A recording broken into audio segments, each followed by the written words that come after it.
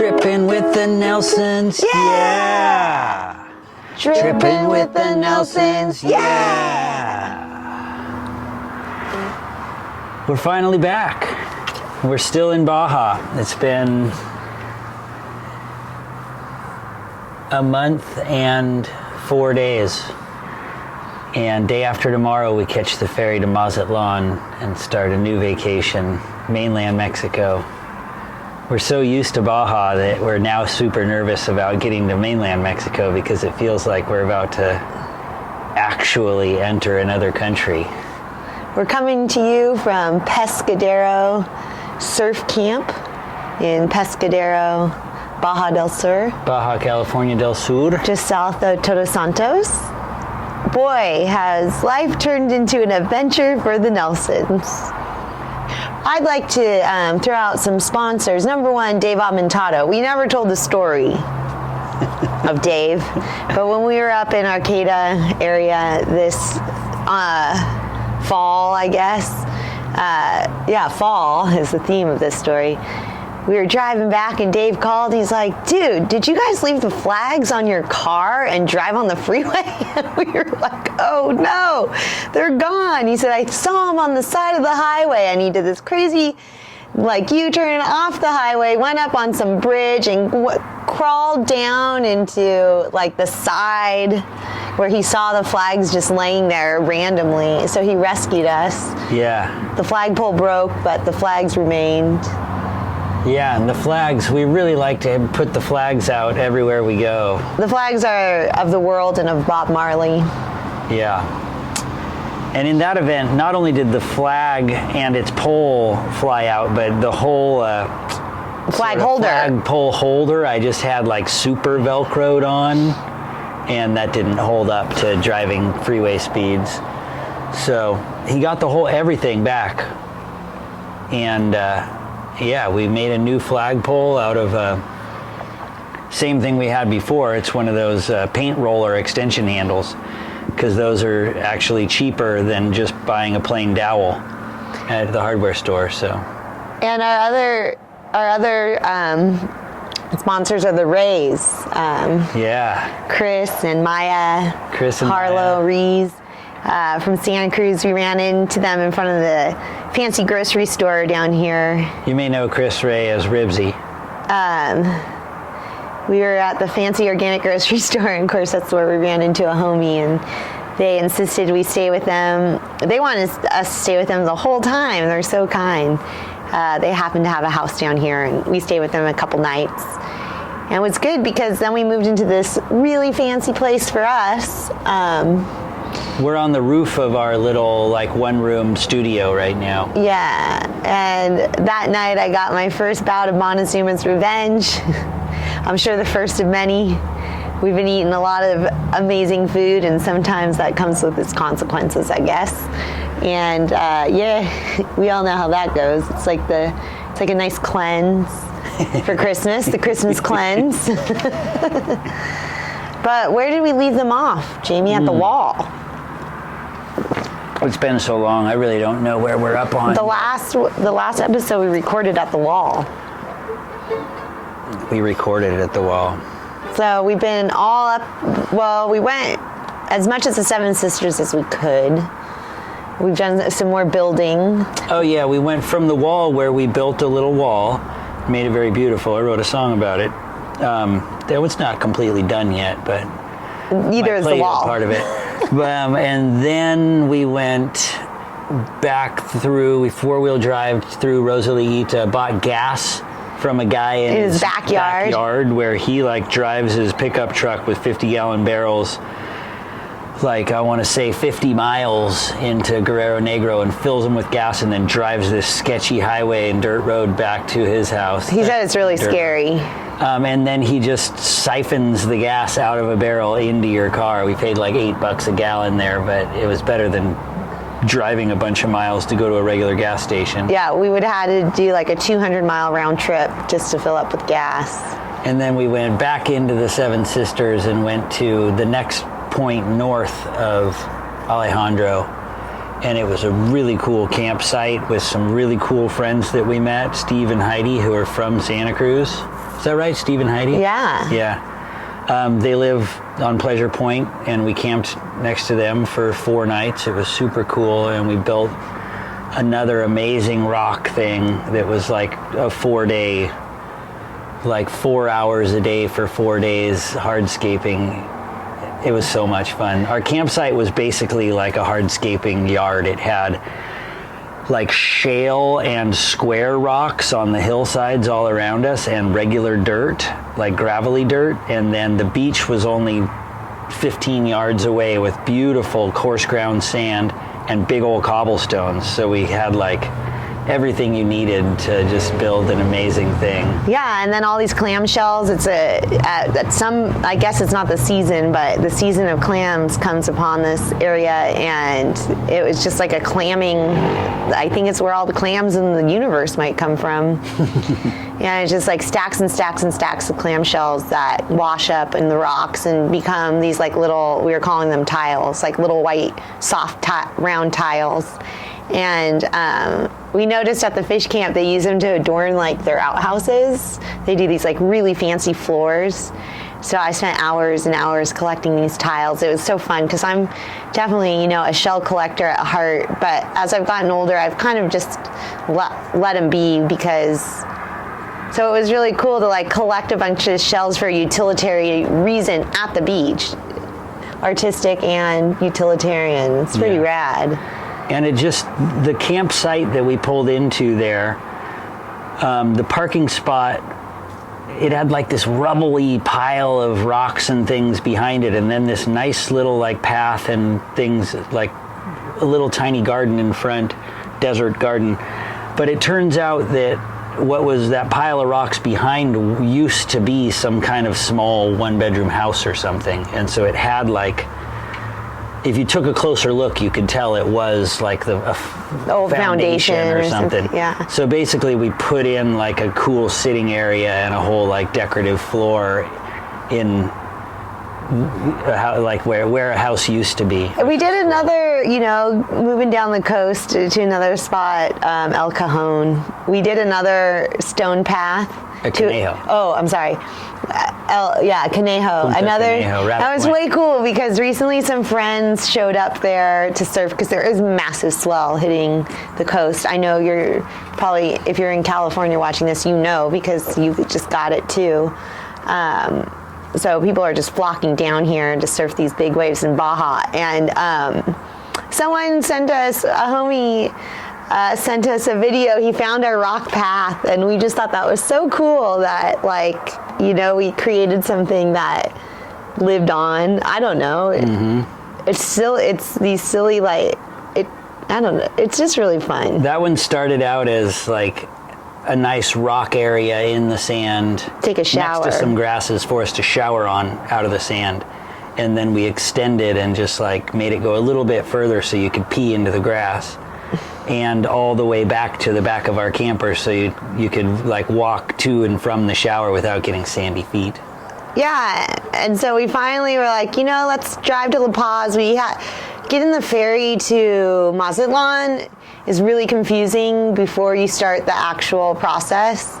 And so we decided just to drive into La Paz and check out the ferry terminal and go to the office and directly speak to the people. We're using a company called TMC, which isn't the most utilized for our kind of tourism ferry. It's more for cargo shipping, and truckers use it. It's a lot less expensive. It comes with a lot less amenities, but there's a lot of pros to it for us. Like, you get to stay with your truck. You don't have to park your truck underneath, and you don't have to rent a little. Basically, it's just cheaper. And it runs overnight. It leaves at 5 p.m. and arrives in the around morning. 16 hours. So we get to just basically stay at our truck and play cards and read and sleep and. Yeah. So, where were we going with that? When we got to La Paz, we went to go check out the ferry. I was on a tangent, and then it just ended. I don't know. Oh, I know. And so when we finally got there to make the reservation, which would have been really easy to do over the phone, it's just one of those things, like I speak a lot of Spanish, but this is just something I wanted to be clear on, and they just needed my phone number. They really honestly just needed my name and phone number to make the reservation. I just didn't understand that's what they needed. That's all they needed. And I don't think we would have trusted it. Yeah. If we made it over the phone. Yeah. And so it turned out that the next available ferry wasn't available for like 2 weeks. And so we've kind of just been like puttering around down here in Baja Del Sur because we really didn't want to go back. It would have been a long drive to get back to the surf in the north half. But we were considering going back to El Conejo. Mm-hmm. And then we took a day trip down to San Jose del Cabo, and we were trying to get to the East Cape just to find some smaller waves for me because it is like so mackin' over here, and it's like a black diamond, and I'm more like a blues kind of intermediate surfer. It's crowded too. And it's crowded. It's just not like the ideal surf spot for both of us. But tell them, Jamie, what happened to us when we were in... we were trying to get to a bank with an ATM, and it brought us like out of the touristy area. We still hadn't even gone to the center, but we were trying to get to an ATM kind of first, and had to do like the kind of turnaround that I do, which is going all the way around the block rather than doing some kind of crazy high traffic U-turny kind of thing. And the car died at a stoplight, pretty busy road. Technically it's Baja 19, it's like a highway, but it was in town. It was like Mission Street basically. And we were coming off of Almar onto Mission basically. And the car died. And we were able to get some people to back up behind us and kind of used gravity to back into the parking lot in front of a Chinese import store. And it felt like it was choking out, not getting fuel or air or something. And then we had to call a grua. We got a tow truck to take us like a block to a mechanic.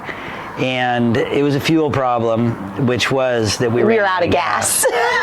But something was broken, which was the part of the fuel pump. There's a little float in the tank that actually tells the gauge whether you have gas or not, and that was broken. So our gas gauge was reading that we had about a quarter tank, but we were actually out of gas. Two side comments. I sat in the car while like these nicest people in this little barrio we were in. It was outside of the tourist area, so it was mostly like, people of that area, not like the gringo community that's everywhere else. And they came out of the woodwork, especially if they spoke English, to talk to us. But this one guy took Jamie to a couple like backyard mechanics that he thought maybe could help us out. And I just sat by the car and waited because I was in charge of calling the grua. And so many people went to this Chinese market. It was unbelievable. It made me feel so bad that we took one of their parking spots because it was like every 2 minutes someone else was pulling in and out, in and out. I have no idea what they sold in there. I walked in, it was like knick-knack kind of stuff. I don't know. Anyway. And the other comment being that I guess that this part of the journey turns out to be so special. We were super bumming because all of a sudden, you like kind of like have to take a deep breath. Like, okay, how are we going to handle this? Where are we? Like, what are our plans? What are our solutions? And then working together as a couple. And we were so chill. Like, there was no arguing. There was just kind of like we found out how much, which would have been so embarrassing if we got towed all the way to Pescadero to find out we were out of gas. But we found out been like about $450. Yeah, or $500. Yeah, dollars. Maybe even $1,000 to get towed back here. But everybody in town here had been telling us about this great Toyota mechanic, so I was kind of like, man, we better find out how much it'll cost. We didn't want to spend that money. Yeah, and so then it just became like So, okay, these mechanics took it in. We broke down in front of this funky $40 a night, like, Mexican hotel. With a condom dispenser right outside the lobby. Yeah, that kind of place, you know. And we just started cruising, and we found, like, this cevicheria. Amazing ceviche. So and good. they kind of basically like poke, really. Yeah. Like ahi tuna. It was so good, and everyone was so nice. And then in the morning, we found a little cafe. They have all these, down here, all these front door cafecitos. Like you just walk up and they're selling coffee and make muffins and bananas and stuff out of their front window of their house. And the lady was so nice, and they make this amazing oatmeal with sugar and cinnamon. It's so delicious. You just buy like a coffee cup full. And they took our picture because they said we were the first Extron heroes to ever come to their cafe. And we just feel like so proud about that. Yeah, we were celebrities in this neighborhood because it was not a place with other gringos. I don't think we saw another gringo. No, we were there for 2 nights because our truck got finished the next day, but not till like 5 p.m. because it took them a while to get the pump. And the rule is you don't drive at night here. We didn't want to drive home at night, so we just stayed another night. And we loved it because then we went to another restaurant, and it was just the most phenomenal carne asada, and the amazing family running the place. They were so freaking great. Yeah, so good. Man, they're so proud of their food, and so basically they just sit down like this taco in front of you of just the bare, maybe just the meat. And then they bring you these condiment trays, like it's like the salsa bar at Taqueria Santa Cruz or something, comes to the table. Just a whole salsa bar on your table. Yeah, so you get like guacamole and like 2 kinds of homemade salsa, and everything's coming with a little bit of cucumbers and radishes and fresh limes, and then always pico de gallo, and maybe sometimes like grilled onions or onions and cilantro. You never know what you're gonna get at each place. It's so rad, it's so fun. And the Papa Relleno, we had one of the best meals of our life. But also, even though we're not sure if it was Papa Relleno that gave me the Montezumas, it's off the menu for now. We also on the Papa Relleno we got in La Paz though. It was like one of the best. We were driving in like the beachfront, really pretty. Whoever's in charge of the beachfront and like the town arts and whatnot in La Paz is killing it. There was just these beautiful sculptures everywhere and parklets everywhere and that kind of thing. But then we took a one-way street. It was every other street was one way. And we were trying to find somewhere to eat that we could park right in front of. And we ended up a couple blocks past the touristy area, as we tend to, and got lunch at Felix, Taqueria Felix or something like that. It was definitely Felix. I don't know if it was Taqueria. Yeah, Taqueria Felix. But, oh damn, the Papa Rellena there. They have like a baked potato in some foil, and they mash it up and stir it up with a bunch of butter, and then it has like crema and different fillings. And this one was just phenomenal. We loved it. And the people there were very cool too. Interested in us. It was fun. Lots of empanadas. We went to a creameria and got like did cheese tasting, and we got like a pound of cheese for $2. Or like, no, maybe we got like, I don't know, 2 pounds of cheese for $2? No, probably more like a pound. Yeah, 2 different kinds, like one of those really stinky Mexican cheeses, and we're getting attacked. It's the bug out. It's getting a little buggy up here. I don't know what's going on. I'm not sure if they're mosquitoes. I don't think they are. They're just annoying. Like these little gnats. And it's been interesting. As soon as we crossed over into southern Baja here, our phones work. And we're largely online as well. So it's been a different experience. Northern Baja, it was pretty cool to spend like 2.5, 3 weeks just like in the middle of nowhere with no connection. Yeah, and reading. Pretty nice. Reading and... Yeah, we've both finished multiple books and written songs. Yeah, it's kind of unbelievable how once you get the internet back, how much time is wasted on social media or just playing those games or whatever, New York Times games. But I'm sure there'll be a lot more of a downtime in our future here. Our cribbage tournament is currently tied 20 games to 20. Yeah, tied cribbage tournament. Mm-hmm. We didn't even mention, we spent a few nights on the east side of Baja, and that's where you get that crystal blue water. We've stayed and no waves, we were able to paddleboard out to these islands. And it's where so many gringo communities are. A lot of people from Germany and Canada come and just like park their it's like unbelievable to see what rigs they're driving down here. These huge motorhomes. And then they just park on the beach and they live there for 6 months. And it's like their community, right? Yeah. Should we do a pause and do something about the bugs, like get some incense or something? Or do you want to just... I mean, we can't go much longer. Okay, yeah, we're almost done. There is a mosquito there. Oh, fuck. Yeah, we're going to catch the ferry day after tomorrow. New Year's Eve is here, and then we're catching the ferry.